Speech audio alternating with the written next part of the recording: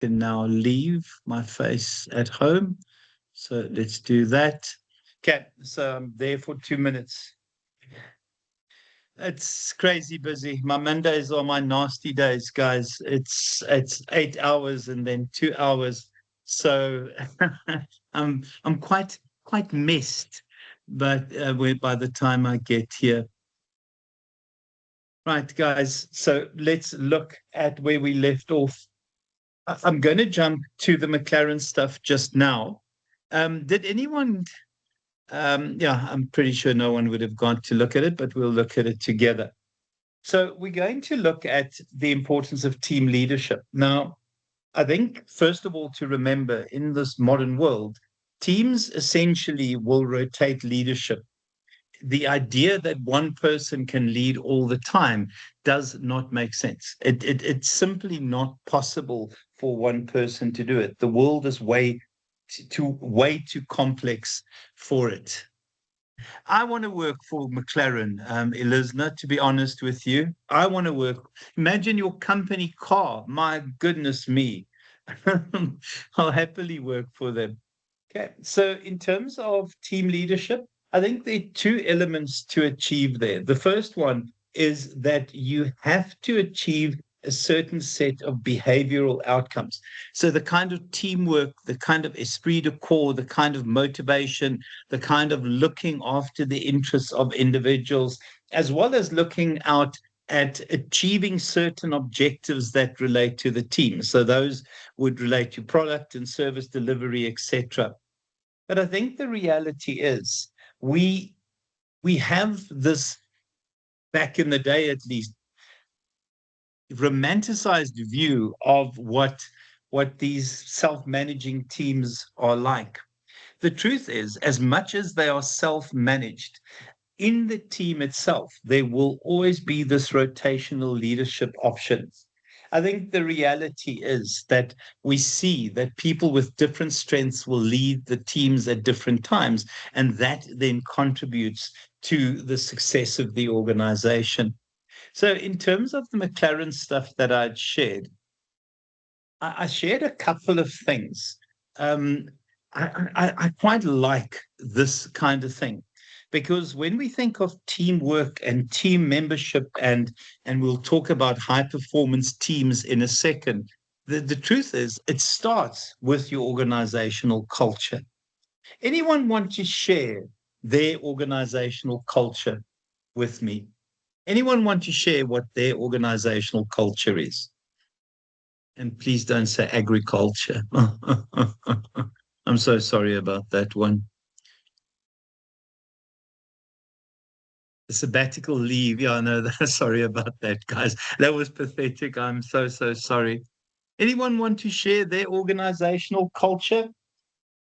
Let me ask it differently. Who has a good organizational culture where it is welcoming, it is performance based, it is about making a difference, where individual effort is recognized, and essentially where we have an organization that could be considered highly successful because of the culture?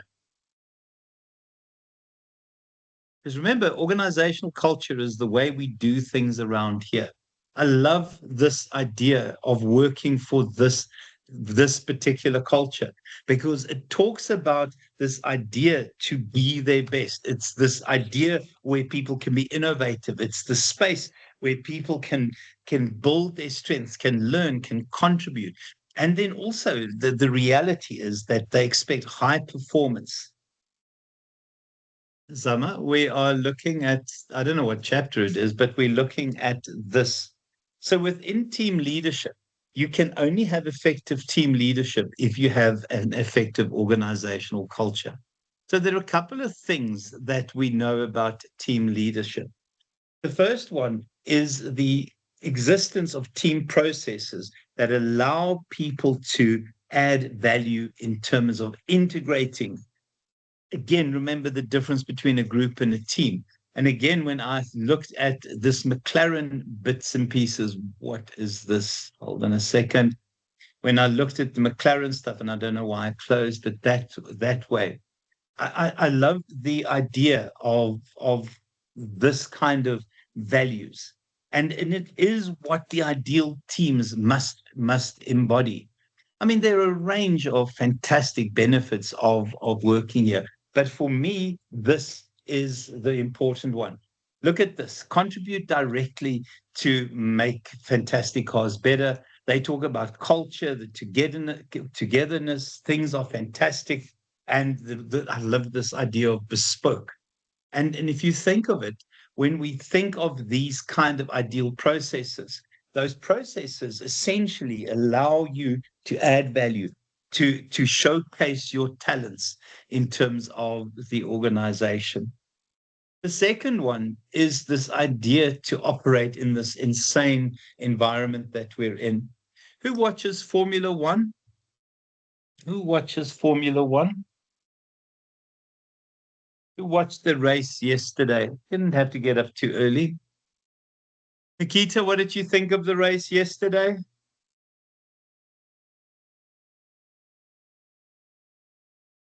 Who else watched the race yesterday? When we think of a complex environment, these guys have had every single rule rewritten in terms of what it means to build a particular race car. Okay, McLaren's not been good. There's been some teething issues with them. But I think when we talk about a complex and dynamic environment, there's nothing more complex and dynamic than operating in that high level, cutting edge of motorsport. And then this idea of team goals and how we then create a team contribution in terms of those team goals. So one of the things we must remember, I think a lot of previous leadership theories were focused on how we bring together. It's almost a management type thing, how we create synergy. And then the second one is this idea of where we are now from a team leadership perspective. And it is a very different leadership theory. So we've evolved from the traditional leadership theories where we now have to create separate and unique theories in terms of what it means to manage a team, in particular, when the world has gone insane. So you guys would have seen this before, and I'm not going to go into significant detail. Well, it's a real issue. Just hold on a second.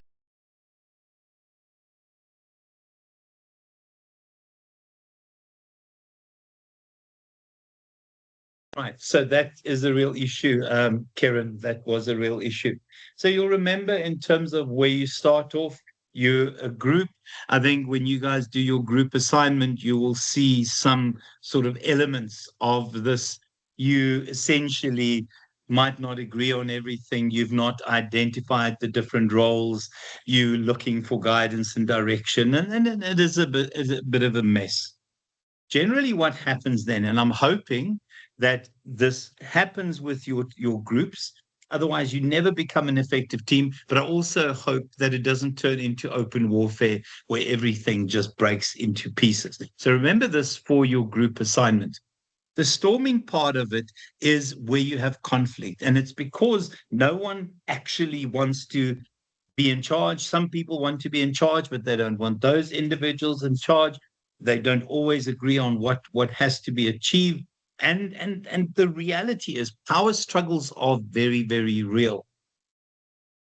I hope you get to norming where you set standards in terms of these are the behaviors that are acceptable, these are behaviors that are to be avoided. And then when you perform, and trust me, when you get this right, you will create group assignments or team assignments that are fantastic. And then you'll see at the end of the year, I think most of you will stay in the same team throughout the year. You'll have that kind of mourning moment where people are stepping away from your team. In terms of other ways teams develop, I think this is the reality of our new world. So many people are on new groups all the time, and you are given a limited time period to finish certain things. So you cannot expect this lovely flow chart. It looks a bit like a sound wave development. I think the first one, set the meeting, get agreement on what is appropriate and inappropriate in terms of performance and behavior. And then what will happen is you'll start moving on. And once you've got your first meeting sorted, then you'll move into a new equilibrium where essentially you'll start working, creating plans. But as soon as that has happened, you'll move on to the next team. At least that's what modern organizations do. It is start, do your thing, create a new team, start, do your thing, and move along. Right. This for me is one of the NB slides. I love asking questions on this. And it's the idea of high performance teams. And you'll see we talk about high performance teams on a couple of slides here. So the first one here, we refer to these as real teams. So the thinking, and again, we come back to the South African rugby team, is you have these complementarity of skills and you have this common purpose. It's almost that every team has their own sort of mission statement, their own sub-vision. The group assignment is right at the end, Elisma, don't worry about that. Okay, and then you'll agree this is the way that we work together. And the truth is, if you get it right, you end up with a high performance team. And for me, that is why I selected McLaren. I think the reality of looking at how they operate as teams and just in terms of the way they talk about their departments and their statements, etc. I think the reality is, and I mean, they have talent communities and they show different roles and what different people do and who works where. But the reality is, this is a high performance team. This is a high performance team. The kind of quality, the kind of bespoke driving the things they create, all of this is essential. And you can work through all of this, guys, but it is a wonderful example of what high performance teams are. So in terms of this, to continue, when we look at high performance teams and what the team leader has to do, I think the first one is that you have to create some sort of environment where people can be fantastic. So we talk about the idea of a structure and create this environment where people want to contribute. And then those key elements. What are some of the social processes that need to be measured, need to be managed for a team to work together? What are some of the social processes that need to be managed for teams to work together?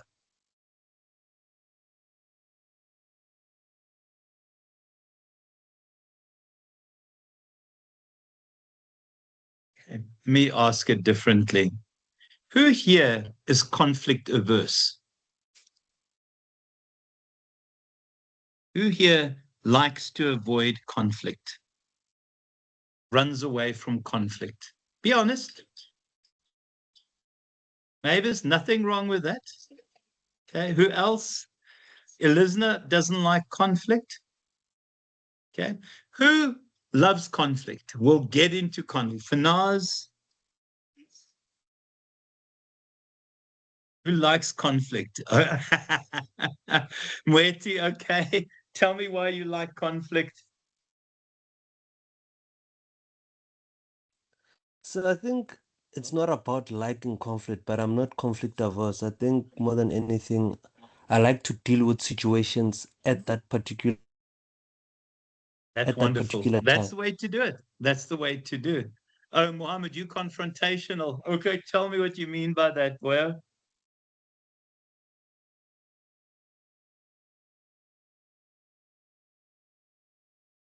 don't like, happy to constructive conflict. Go, Lebohang. Just taking your question, one thing I've learned in life is that conflict is not always a bad thing. So I I absolutely don't right. like it, but I always find myself in conflict, and many a times I find myself learning something out of it. Yeah, I think if it clears the air, if it refocuses our attention, if it moves away from just the kind of passive aggressive stuff that we often see when people try and avoid conflict. I like the idea of constructive conflict. Okay. I will get back to you. But that's wonderful, Elizna. I mean, let's be honest. The idea of having to spend a bit of time to count to 10 is not the worst thing. It's not the worst thing. So I think the reality is that conflict can be good. It's not good when it's open warfare. Well, it's exactly that. And people need to learn to stand up for themselves, but there are ways of managing. What other social processes are there, guys, in teams that have to be managed?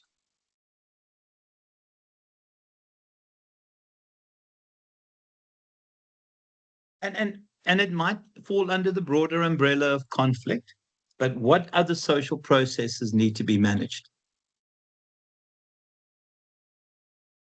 For me, it's the kind of, yeah, absolutely. Personalities, backgrounds, understanding individual differences, poor time management, and also communication and taking corrective action. I think the one thing that I often get frustrated about when they give us group assignments, although they're team assignments, is that we have this thing of social loathing. And social loathing is that you have four people in the group, three work their butts off, and the fourth person benefits from that. So often the kind of corrective action and also psychological safety. You remember, key in there, guys, is the idea of trust. You have trust. So all of those social processes will form part ultimately of these high performance teams. And then you can see the kind of stuff that happens on a racetrack. Shared commitment, this idea of complementary skills. And then how do we pull all these elements together?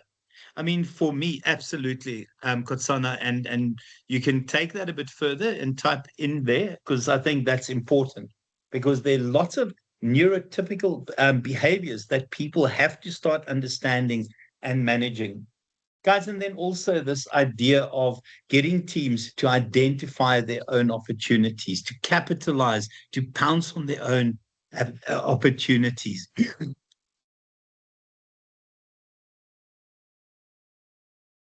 100%, Kyle, 100%. And then, guys, allowing individual experience to shine, that idea of showcasing talents. I think for me, it's significant in terms of your organizational culture as well.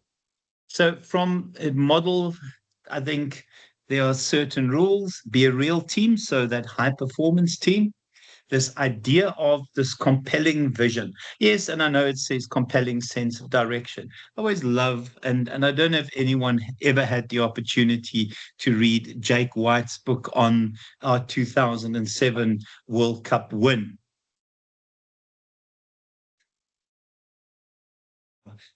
Lucas, I would say that there needs to be a hierarchy and a leader that welcomes ideas from all levels. But ultimately, that is a dated view of organizations. Hey, Lucas, that is a dated view of what organizations is. Hey, you cannot when opportunities arrive and disappear very quickly, when threats pop up and destroy very quickly, have that kind of organization. It's a very dated concept in terms of, and a dated view for an organization. I think people need to be given the power, the freedom, be empowered to make decisions where they matter.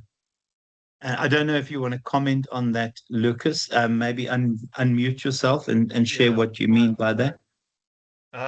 No, I'm just, in my mind, leaders, there needs to be a leader to pull the trigger on decisions, and almost rope in as much information as possible on a topic or a decision that needs to be made. Regardless of where that decision comes from, somebody needs to have the power to authorize that decision. Because I think you have to have levels inside of an organization or a team, because you can't have too many people calling the shots. Otherwise, people are going to ultimately butt heads. Yeah, I think that, and maybe you and I are saying the same thing, but I think people are empowered to take their own decisions now. Because if you have a clear understanding of an organization's vision and your contribution and your place in there, it's far better when people actually have got or are empowered enough to take decisions. Sorry, I'm reading as I. Please read Bianca stuff. Building this, I noticed that many conflicts between neurodivergent and neurotypical people is from communication. Generally, the neurotypical often finds that neurodivergent is being rude or argumentative, when in reality they are trying to understand the subcontext and social cue. And that isn't obvious to them. Very, very nice, Bianca. That is very, very nice. To just say what is interesting, and I'm now sharing from an Emira's perspective. We've been given an instruction that we need to consider neurodivergent thinking in our classes. It's been given to us as a policy because we are now dealing with people who we finally recognize neurodivergence. Okay. Yeah, I think that's fine, Elizma, but and maybe I'm not explaining myself well, but we need people who are empowered. Hey, we need people who can take a decision where it matters. You cannot keep referring decisions to up higher. I think if you understand your role and your place in a vision, you should be able to be empowered to take decisions. And maybe we are saying the same thing. And then, guys, the idea of an enabling team structure. An enabling team structure is one that allows people to showcase their talents. And then this wonderful organizational context. And it takes me back to this life at McLaren and this wonderful culture, the idea of people learning and growing and essentially the sky is the limit in terms of your skills acquisition. And then when you, oh my goodness me, this stupid thing. And then when you look at the specifics from an organizational people culture perspective, there's some wonderful, wonderful discussions if you start digging into the website. So for me, that supportive organizational context is your culture. And then, yeah, sometimes you need expert coaching. And the expert coaching is necessary when people are in fights with each other and can't see the wood for the trees and conflict is turning negative. Sometimes you need that facilitation type process. And then just the last bit, when we look at what makes a high performance team, the first one, everyone agreeing that there is this need to make a difference, to create an impression. Personal commitment, and that personal commitment comes right from committed to the vision of the organization, as well as your individual role and contribution to the team. And then mutual accountability. How is that different from what we would have learned in original management theory?